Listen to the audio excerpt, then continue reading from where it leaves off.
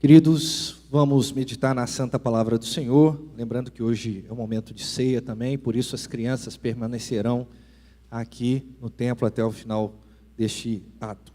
Quero convidar você a abrir a sua Bíblia na carta de Paulo aos Romanos, capítulo de número 3, versículo 23 e 24. Nós vamos falar um pouquinho a respeito da condição do ser humano, ou a condição do homem. Versículo, ou dois versículos que todos certamente já ouviram ou conhecem de cor. Romanos, capítulo de número 3, versículos 23 e 24. Diz assim as Escrituras: pois todos pecaram e carecem da glória de Deus, sendo justificados gratuitamente por sua graça, mediante a redenção que há em Cristo Jesus. Senhor Deus e Pai, muito obrigado por esse momento, leitura da Tua Palavra, e pedimos a Deus que o Teu Espírito ocupe a nossa mente, o nosso coração, e que nós possamos entender de maneira graciosa, ó Deus, a Tua Palavra, e que ela não fique somente, ó Deus, na nossa mente, no nosso coração, como algo a ser pensado, mas que seja, Senhor, também uma prática, uma observância de cada um de nós, como crentes em Cristo Jesus. Ó Deus, nos abençoe nesse momento. É o que nós pedimos, te agradecemos em nome de Jesus. Amém. Queridos, nós sabemos que a teologia, principalmente a reformada, ela se ocupa, ela se debruça em 4 verdades fundamentais. Quais são elas? A existência e a soberania de Deus, a condição depravada do ser humano e suas carências, a graça que está na pessoa de Cristo Jesus e o Espírito que é a garantia da nossa salvação. Toda teologia séria, ela vai estar debaixo dessas 4 verdades. E por que eu estou falando isso? Porque muitas vezes nós estamos misturando um pouco da teologia saudável com a teologia que não agrada ao Senhor. Muitas teologias deixaram de ser teologia, ou seja, o estudo acerca de Deus, e passaram a ser uma análise a respeito do ser humano. Qual é o problema disso? O problema disso é que todo o holofote sai da pessoa central de Deus e começa a ficar no homem. E quando a teologia ela se ocupa em falar somente do ser humano como clímax, ela comete alguns equívocos. Por exemplo, nós vemos alguns movimentos onde o ser humano, no culto ao Senhor, em comunidades de fé, o ser humano é a peça fundamental. E na verdade não. Na verdade o ser humano não é a peça fundamental. Na verdade o ser humano não é o centro do culto. Na verdade, nós não somos o centro de Deus. Na verdade, nós não somos o centro da Escritura. Na verdade, nós somos, de fato, algo que nós vamos perceber aqui nessa noite, ou nessa manhã, perdão. A primeira coisa que eu quero abordar com os irmãos, eu vou deixar de lado a primeira pressuposição que nós abordamos aqui sobre a existência de Deus e sobre a sua soberania, porque não é o foco nessa manhã, mas vamos nos ocupar pelo menos nas 2 próximas, que o ser humano, ele tem as suas condições, e que a graça do Senhor é colocada sobre esse ser humano. Paulo está escrevendo aos Romanos. Qual é o grande dilema dessa carta? O dilema é que nós sabemos que os oráculos, ou seja, a palavra do Senhor, toda a revelação do Antigo Testamento fora dada aos hebreus, aos judeus. Só que os judeus rejeitaram. O apóstolo João, em seu evangelho, ele vai dizer isso com muita clareza, que Cristo veio para os seus, mas os seus rejeitaram. E a graça agora não é mais restrita aos judeus, e começou a ser expandida aos gentios. Só que quando chega no Império Romano essa palavra, os romanos começam a se sentir um pouco desprezados. E Paulo vem fazer na sua carta uma correção a respeito dessa visão que os romanos estavam tendo do Evangelho. E aí qual é a ocupação de Paulo na carta? Nivelar todos numa só condição. Qual é a condição do ser humano? Ele vem abordando, ele vem falando a respeito de como o pecado afetou de maneira completa o ser humano. A gente chama isso de efeitos noéticos do pecado. Não tem nada a ver com Noé, tá? Mas tem a ver com noia, o efeito do pecado na mente do ser humano. E aí ele chega a uma conclusão que a gente leu aqui. Pois todos pecaram.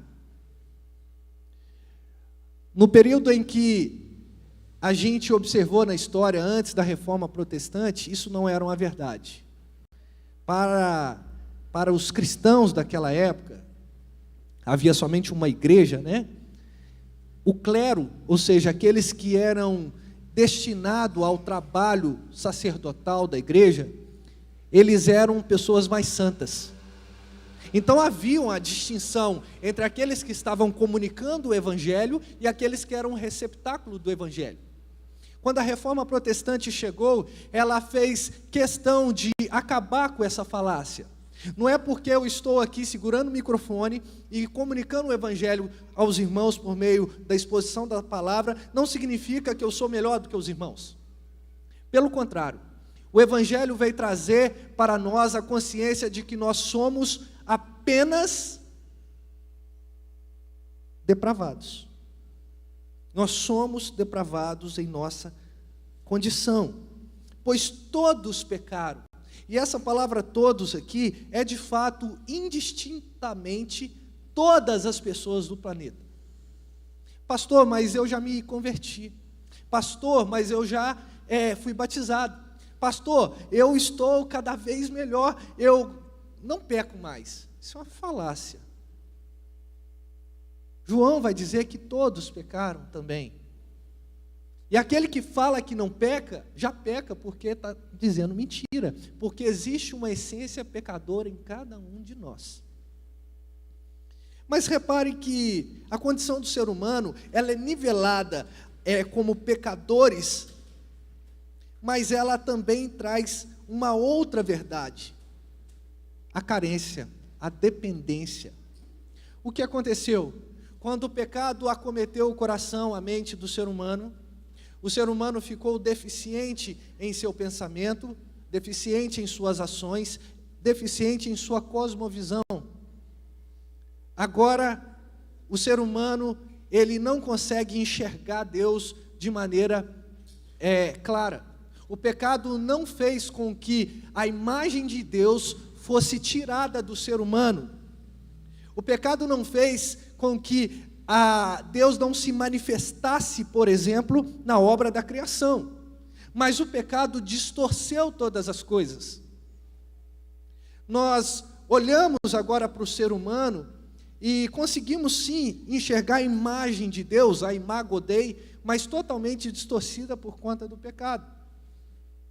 E o pecado foi tão contundente nesse ponto que ele faz com que o ser humano distorça a sua adoração. O próprio apóstolo Paulo vai dizer isso no capítulo 1 de Romanos.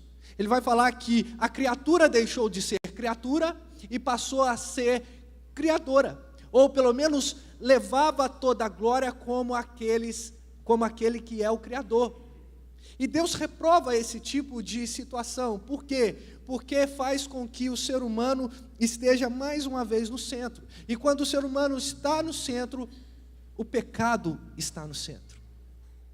Nossas igrejas não podem ser, como eu disse num trabalho que eu fiz após graduação, é um neologismo, tá, irmãos? Pecadocêntrico. A igreja não pode ser pecadocêntrica.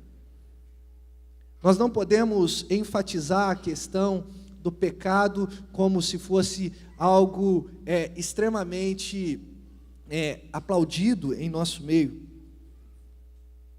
Mas como a gente enxerga isso?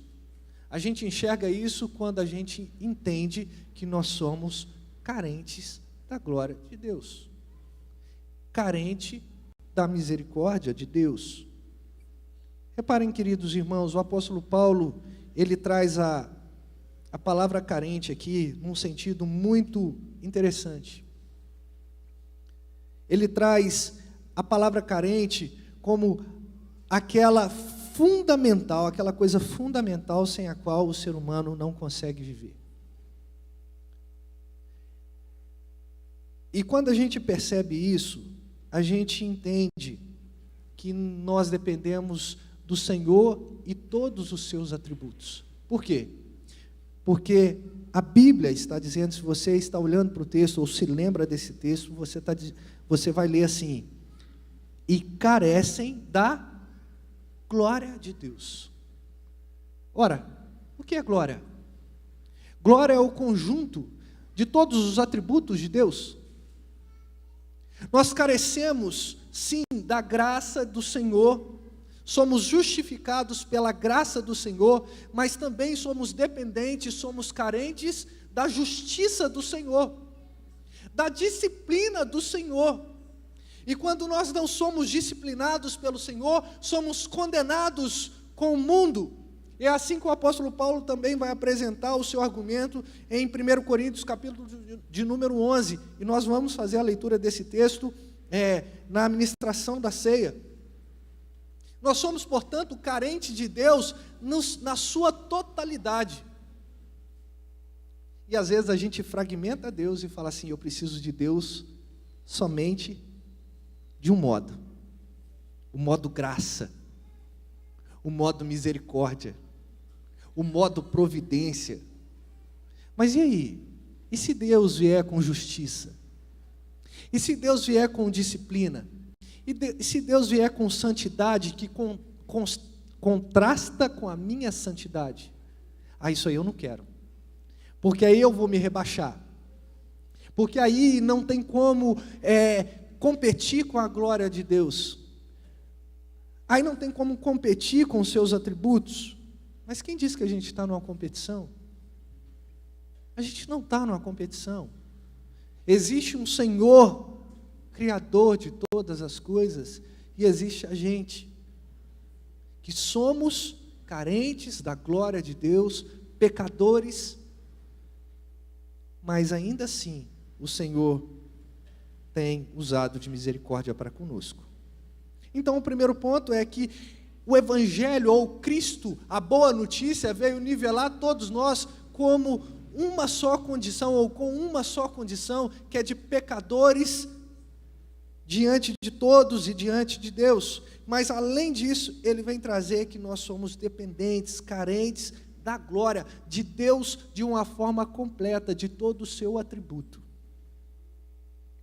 Mas repare que eu não gosto somente de olhar para a condição do homem pelo prisma de totalmente depravado, que isso é uma verdade.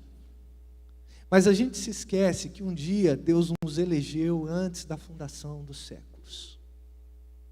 Então, apesar de ser totalmente pecador, apesar de ser totalmente carente da graça do Senhor, nós somos justificados. A condição do ser humano agora não é uma condição de condenação, mas é uma condição agora de justos, mas não por conta da nossa proeza de ser bom, mas por conta da misericórdia do Senhor. Nós não damos explicações do nosso pecado, é Cristo que justifica, que nos torna justo. E é isso que o versículo 24 vai falar conosco. Ele vai falar assim: todos carecem da glória de Deus. Reparem aqui nesse verbo, sendo justificados gratuitamente. Embora esteja no gerúndio aqui, uma ideia de progressão, aqui a justificação é pontual. Cristo nos justificou aonde? Na cruz do Calvário. Só que, além da justificação, nós podemos acrescentar aqui a santificação. Porque aqueles que são justificados em Cristo Jesus, são também aqueles que vão se ocupar em ter uma vida santa na presença do Senhor.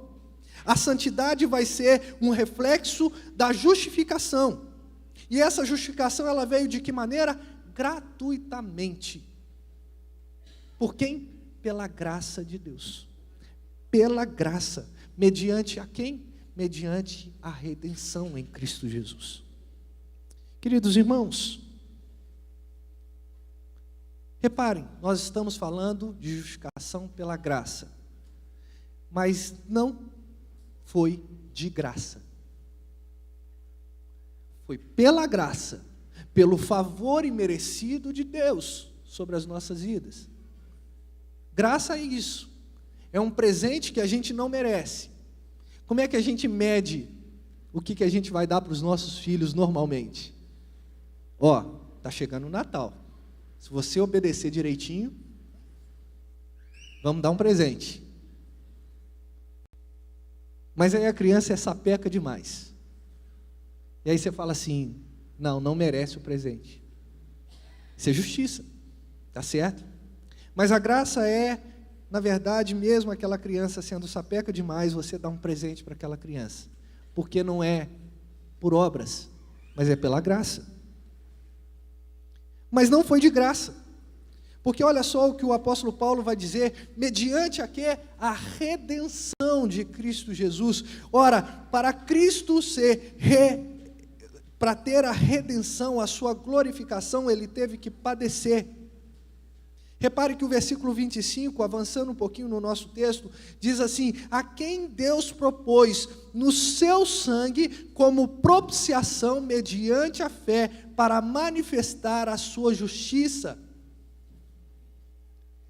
Houve um momento em que alguém precisou pagar a nossa dívida. Houve um momento em que alguém precisou gritar em alta voz numa cruz: está consumado.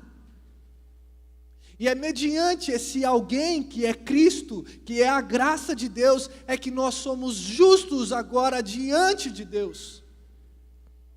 E podemos agora participar da igreja do Senhor. Podemos ser agora o templo do Espírito Santo. Deixamos de pecar? De maneira nenhuma. Continuaremos na prática do pecado? Também de maneira nenhuma. Lutaremos com muita força para que a nossa vida seja uma vida santificada a esse Deus Todo-Poderoso. Portanto, queridos irmãos, finalizando, qual é a condição do ser humano? Pecador. Dependente, mas ao mesmo tempo justificado. Quando esse é um eleito do Senhor. E a pergunta que eu deixo para você é: você é um eleito do Senhor? Se você é um eleito do Senhor, então o seu coração tem que estar em paz. Porque embora resida dentro de você todo o pecado, embora o seu pensamento seja contaminado pelo pecado, esse Deus é tão gracioso que Ele chega diante do seu filho e fala assim: filho, vai lá, justifica o meu povo. E esse filho fala: pai, está pago. Agora nós temos acesso a esse Deus de uma maneira livre. Isso é uma grande bênção que nós devemos resgatar em nosso coração. Falar de depravação é importante, mas nós devemos nos lembrar que nós somos justificados em Cristo Jesus. E aí, finalizando com as mesmas palavras do apóstolo Paulo, lá no capítulo de número 8, agora nenhuma condenação há para aqueles que estão em Cristo Jesus.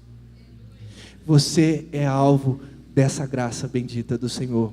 Eu sou alvo dessa graça bendita do Senhor. Louvado seja o nome do nosso Deus.